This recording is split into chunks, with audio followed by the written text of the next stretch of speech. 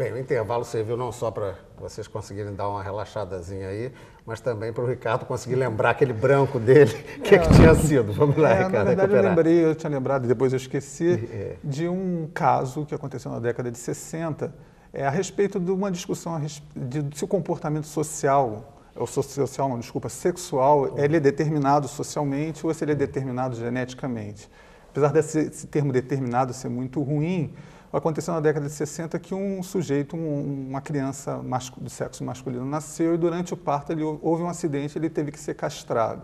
Isso serviu de oportunidade para um médico na época chamado Money fazer uma experiência, até do certo ponto de vista bastante sádica, que foi criar essa criança como se fosse uma mulher, já que ela não tinha pênis.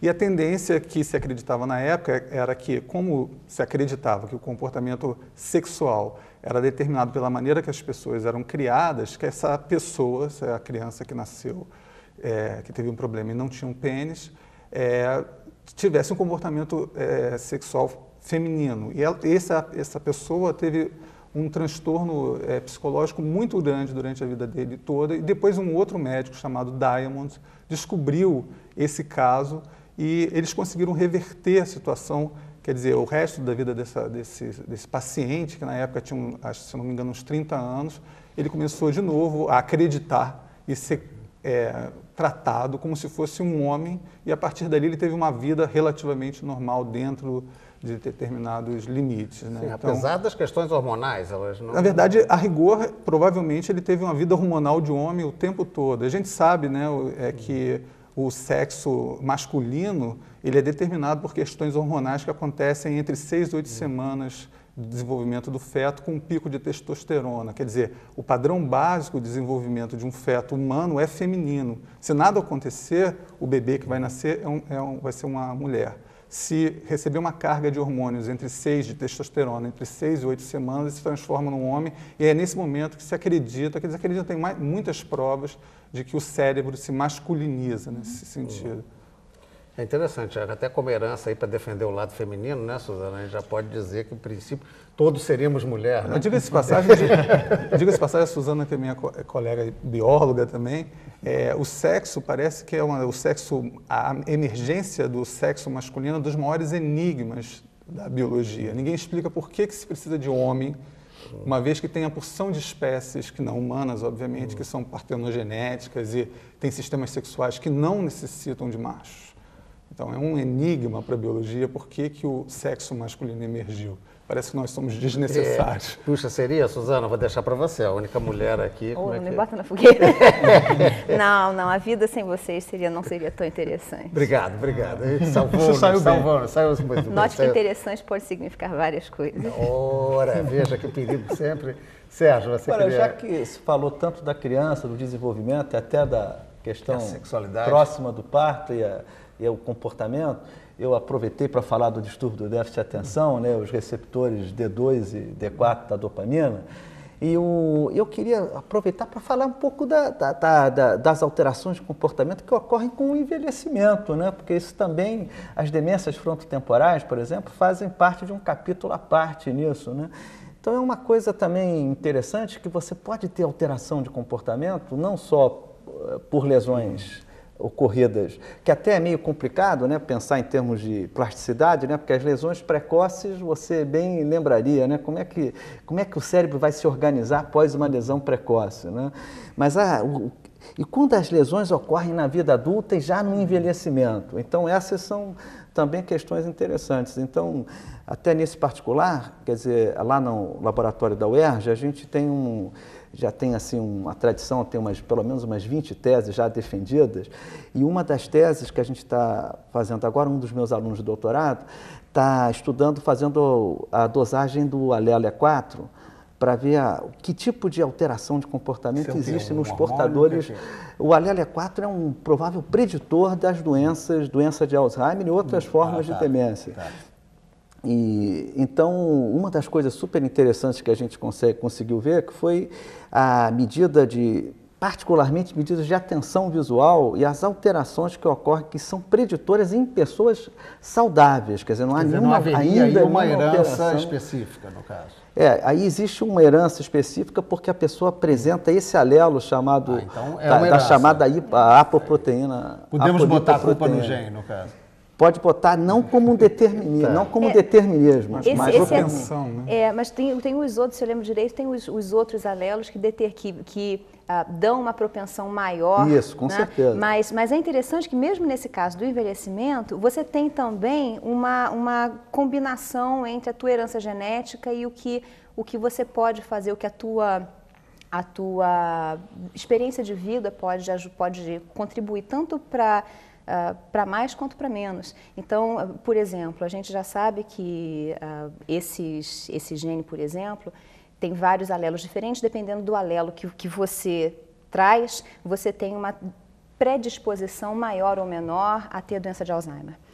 Mas a gente sabe também que, desde que não seja o alelo mais nocivo, digamos, se você se empenhar em continuar aprendendo coisas novas, ter uma vida intelectual ativa, ter um nível de estudos mais prolongado, isso tudo ajuda a retardar o início da doença de Alzheimer, isso ajuda a manter... cognitivo. Pois é, ajuda a manter as suas capacidades cognitivas. Aí eu quero pegar um aspecto que me parece remonta um pouco à afirmação do Ricardo, né?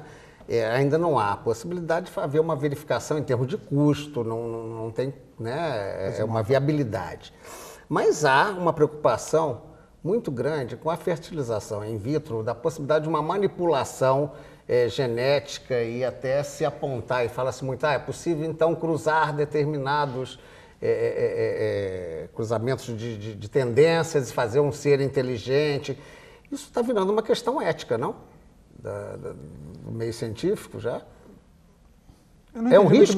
Não, estou dizendo a fertilização in vitro, quer dizer, que é onde você está manobrando... Você poderia fazer uma seleção de Exatamente, uma seleção de embriões. Sim. Isso a ciência já vem se manifestando com preocupação. É uma viabilidade real, tecnicamente? Eu acho que sim, mas quando você começou a falar, eu fiquei pensando numa outra coisa que se complementa com isso, que quando se começou a falar de clonagem reprodutiva humana, que tem uma grande onda sobre isso, e os cientistas que trabalham com isso estão menos interessados em clonagem reprodutiva do que outros tipos de clonagem, terapêuticas e tudo mais, eu me lembro que ter lido artigos importantes dizendo que a importância da clonagem, de uma maneira geral, ela seria quando combinada com a transgenia, no sentido de você poder insertar genes de interesse dentro daquele clone, e complementado também com o projeto genoma, não só o genoma humano, mas os genomas de outros organismos, para saber a importância dos genes que esses outros organismos têm, para produzir substâncias como insulina e outros tipos de droga. Mas não é exatamente isso que você está falando. Não deixa de ser, não deixa de ser. Isso, você está falando a questão ética que envolve isso, né? Eu acho que a questão ética, de uma maneira geral, é muito importante, eu acho que a gente tem que... Mas eu acho que a gente vive um momento até dramático, de uma certa forma, que existe uma espécie, ou um filósofo do século XVIII, que era o David Hume, falava de falácia naturalista, e ele chamava a atenção de que a gente não devia confundir a esfera do ser, que é a esfera da natureza, com a esfera da moralidade, que é a esfera do dever ser. Né? Então, a gente vive um momento, a partir da década de 50 e 60, de uma reação contra a ciência, por conta de algumas coisas que a própria ciência de fato fez, como usar seres humanos como cobaias sem informar as pessoas do que estava fazendo. Então, a gente tem um momento agora, por exemplo, essa verdadeira onda contra os transgênicos. Eu não estou defendendo abertamente os transgênicos de uma maneira geral, mas, de qualquer maneira, cada caso deveria ser analisado por caso, né? E a gente não deveria confundir nunca porque assim, essa onda também de produtos naturais, como se tudo que fosse natural fosse bom. É esse tipo de coisa que a gente tem que senão a gente cai no sanduíche de maionese, que é sanduíche natural, né? E fica uma coisa complicadíssima. Eu queria até colocar em relação a esse ponto, por exemplo, existe uma tendência de superfocalizar, uma tendência do humano, né? Que o Ricardo está falando, provavelmente é isso. Não que não tenha implicações éticas que elas tenham que ser discutidas, mas, por exemplo, vamos pensar em termos assim, de discriminação. Isso geraria uma coisa de discriminação, talvez, né? Bom, vamos pensar hoje, como é que hoje a pessoa entra, vamos dizer, numa escola e depois numa faculdade, ou ganha um cargo, etc. Você não faz provas, né?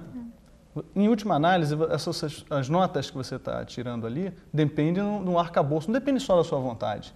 Claro que a vontade tem um papel, mas depende muito da sua estrutura orgânica mesmo. Então também, de certa forma, não é uma grande maldade você submeter pessoas que têm capacidades mentais, vamos dizer assim, organicamente, né, tão diferentes e fazer essa discriminação por inteligência. Ninguém discute isso. Tá? Então, essa questão ética, ela passa em vários níveis e a gente acaba super focalizando alguns pontos e esquecendo outros pontos. Isso até é uma crítica que se levantou na pesquisa de vocês sobre distúrbios de comportamento. Exatamente. Não poderia ser usado isso para fazer uma verificação e dizer, não, esse indivíduo é perigoso, ao contrário, não vamos discriminar? Aí é que é o ponto, é o contrário. Que, vamos dizer, a humanidade, imagino que deva evoluir em termos da justiça entre as pessoas, deve ser baseada em você fazer o bem, as pessoas viverem bem. E as pessoas viverem bem não significa necessariamente entrar nesse sentido. Por exemplo, o Adrian Raine, que é um pesquisador na área de violência, ele cita, né, ele cita Pinel, Felipe Pinel, né, que no século, não sei se foi século XVII, XVIII, não, XVII não foi, do século XVIII, libertou assim, os doentes mentais, né, que eram acorrentados, os esquizofrênicos e tal, eles eram acorrentados como se fossem loucos, etc. Hoje, o que a gente faz, perigosos e tal? Hoje a gente, cara, um esquizofrênico é uma pessoa que tem uma doença. Ele diz, na perspectiva dele, crime pode ser encarado como uma doença. Se você discriminar, se você circunscrever, ele preenche todas as... Isso daí não é uma tendência de eugenia, é ao contrário. Você pode, na verdade, estar indo num caminho de libertar, não no sentido de soltar os criminosos e deixar eles à solta, mas se você encara que a pessoa tem uma tendência, vamos dizer, um indivíduo já formado, já com seus 20 e tantos anos, ela tem uma tendência irresistível ao crime, que isso ocorre, a gente sabe que isso acontece. E é de formação. E é de formação e tem parte de criação, tem parte genética, etc.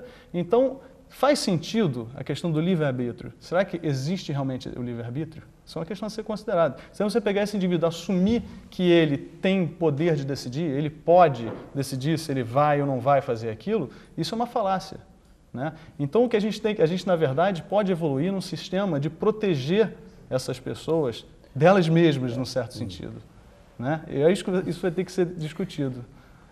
Não tem um risco aí, Sérgio? Não lhe parece? Não, eu acho que a ideia em tese é interessante. O problema todo é a validade preditiva de como você vai conseguir fazer esse tipo de avaliação. Por isso é que quando eu estava brincando com ele, eixo 1, eixo 2, no início do programa, eu estou dizendo que, por exemplo, pegar esse trabalho que a gente fez com a apolipoproteína o alelo E4, e verificar qual é o preditor, o que a pessoa que está absolutamente normal apresenta hoje, e de déficit, o que a gente consegue enxergar é um negócio, é uma flutuação de atenção. Quando vem uma setinha para um lado, ela não sabe se aquele alvo é ou não adequado para ela apertar, é um tempo de reação. Do ponto de vista prático, isso não é a mesma coisa de você dizer uma validade preditiva de uma psicopatia, de uma sociopatia. Quer dizer, não sei se eu me fiz entender. Os instrumentos que você tem para conseguir entender, para conseguir afirmar antes da pessoa executar o ato criminoso, é que esse é que é o problema do ponto de vista metodológico. Sim. Quer dizer, isso é que é a questão. Como claro usar, que... né? O velho problema de como usar as ferramentas. Bem, deixa eu fazer mais um intervalinho e voltamos já com o quente desse debate.